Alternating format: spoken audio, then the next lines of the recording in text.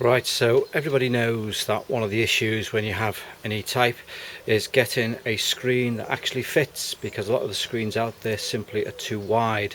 So to show you how I've measured my screen and the problems I've had, I've made this short video. Okay, so luckily I have my old screen, so I'm going to take a measurement from this pillar here at the widest point to the pillar on the opposite side at the widest point. Right. As you can see, it measures 129.3, so just under 129.5 centimeters, and that's a critical measurement. Second measurement is from the center to the top of the screen, and you can see there that measures 59.2. Now, all the window screen fitters I've talked to said you can get away with about 5mm of oversize and it'll still fit in the rubber that goes around the screen. Now we'll go and measure my screen and I'll show you the sizes. Okay, this is the screen. And the center line measures 57.5. The widest point across the screen measured 129 dead. Right, when measured on the outside of the screen,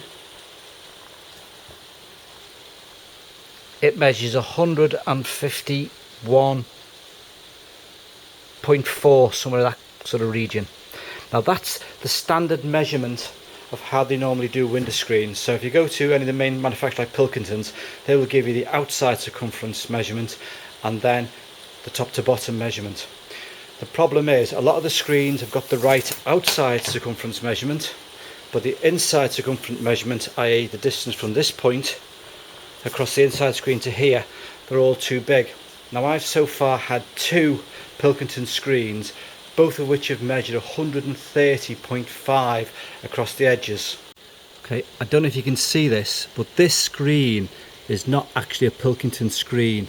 It's called shatter-proof tinted safety float, and then there's some numbers at the bottom I can't quite read.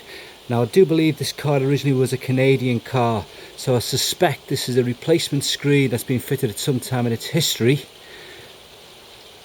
Although I do understand originally the car was fitted with a XXX Pilkington screen. So the car's an E-Type 1970 FHC 4.2.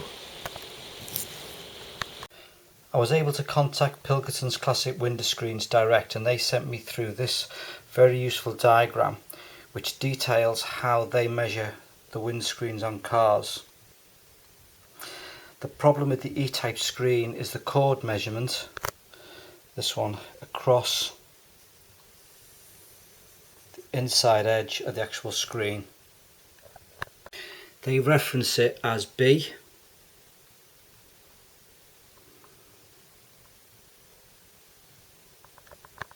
I was also able to obtain from Pilkington's Classics their specification sheet, which gives you the product numbers, names, the Euro code for the vehicles it fits, and then the sizes that link back to that previous diagram.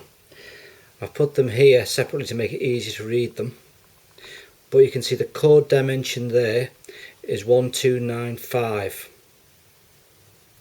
It does say that this screen fits the Etype Series 3 2+2. Now when I spoke to a number of window screen suppliers, they said that in 1970, as Jaguar were coming to the end of the run of Series 2 cars, getting ready for Series 3 cars, a lot of the parts came out the parts bin, and basically whatever fitted was what you got.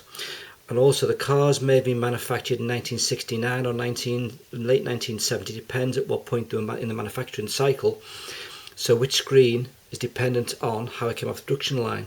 So there are two possible screens that will fit it.